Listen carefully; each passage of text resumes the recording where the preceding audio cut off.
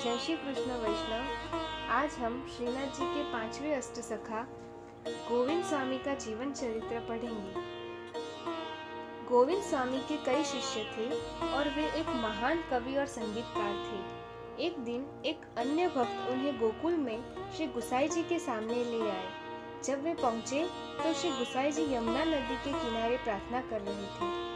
गोविंद स्वामी ने सोचा, वह किसी ऐसे व्यक्ति की तरह दिखते हैं जो कर्म के मार्ग का अनुकरण करते हैं। वह श्री कृष्ण से किसी को कैसे जोड़ सकते हैं। श्री गुसाई जी ने फिर उन्हें पुकारा, गोविंद स्वामी, आप कब आए? गोविंद स्वामी ने सोचा, उन्हें मेरा नाम कैसे पता चला। गोविंद स्वामी, जानो कि श्री कृष्ण के प्रति प्रेम ही फल है।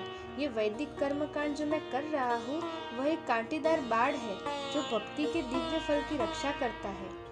गोविंद स्वामी के उनके शिष्य बनने के बाद उन्होंने वास्तव में श्री कृष्ण को देखना शुरू किया। एक दिन श्री गुसाई जी ने उनसे पूछा, श्री कृष्ण कैसे गाते हैं? वह अच्छा गाते हैं, लेकिन श्री स्वामी जी की आवाज अधिक मधुर है। श्री कृष्ण के साथ उनका गाना सुनना वाकई एक अनुभव है। एक बार गोविंद स्वामी के शिष्य गोविंद स्वामी को खोजने आए। जब उन्होंने उसे यमुना नदी के किनारे पाया तो उन्होंने उन्हें नहीं पहचाना और पूछा, गोविंद स्वामी कहाँ है?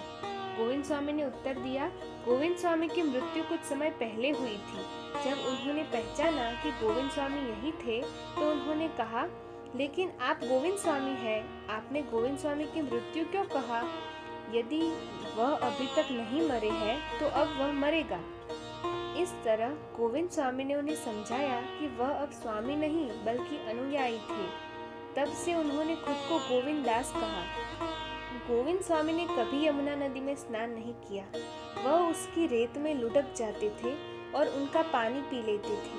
उन्होंने उन्हें श्री कृष्ण की प्रिय पत्नी के रूप में देखा।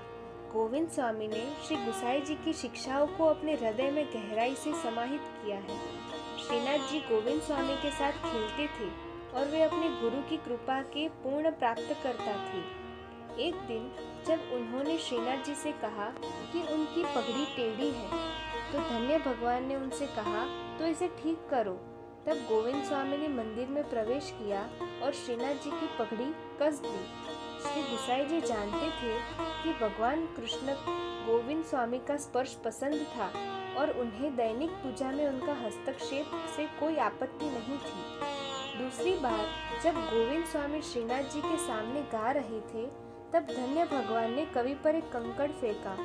तब गोविंद स्वामी ने उन पर वापस कंकड़ फेंका। यह देखकर श्री गुसाई जी ने कहा, ये तुमने क्या किया है? उनसे मुझ पर 3 पत्थर फेंके, खेल में कोई भी बड़ा छोटा नहीं होता है। श्री गुसाई जी चुप रहे। दूसरी बार जब गोविंद स्वामी श्रीनाथ जी के सामने गा रहे थे, वे अचानक अपने गीत के बीच में रुक गए। श्री गुसाई जी ने उनसे पूछा, तुम गाना खत्म क्यों नहीं करते?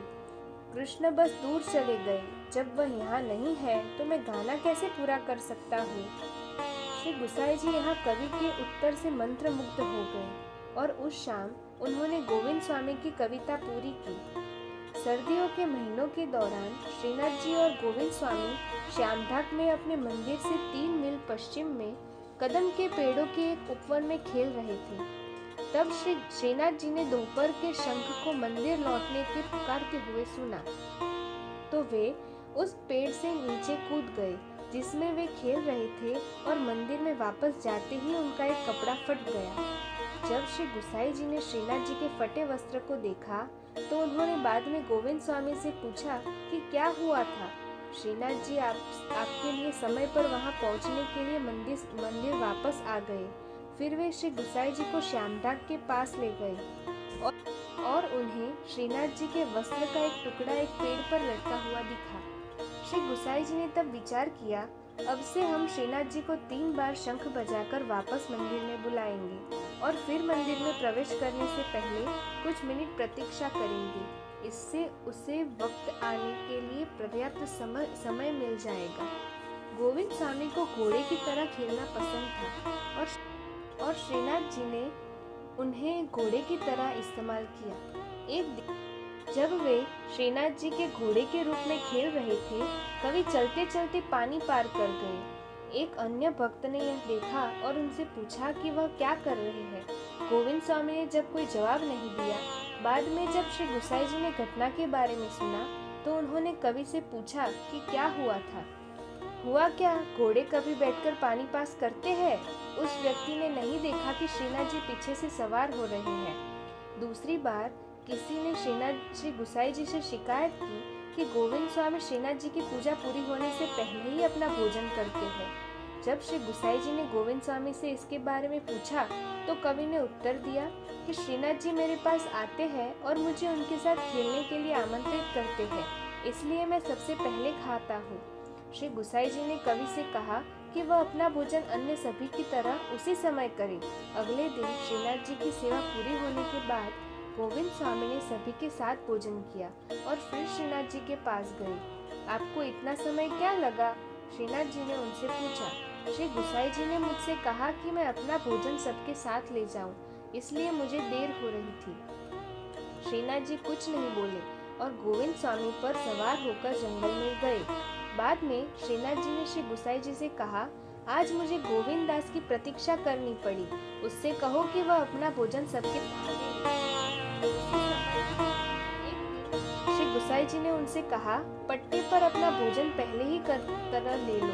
श्री गुसाई जी के चौथे पुत्र श्री गोकुलनाथ जी गोविंद दास के पास जाकर सुनते थे जब वे श्री यमुना नदी के किनारे गाते थे। एक दिन गोविंद स्वामी श्री गुसाई जी के पास गोवर्धन पहाड़ी की एक गुफा में गए। जब वे दोनों अपने शरीर के साथ श्री कृष्ण की लीला में प्रवेश किए। गोविंद स्वामी की कहानी का वास्तव में कोई अंत नहीं है। जय श्री कृष्ण। अगर आपको श्री गोविंद स्वामी का जीवन चरित्र पसंद आया तो हमारी चैनल को लाइक, शेयर एंड सब्सक्राइब कीजिए।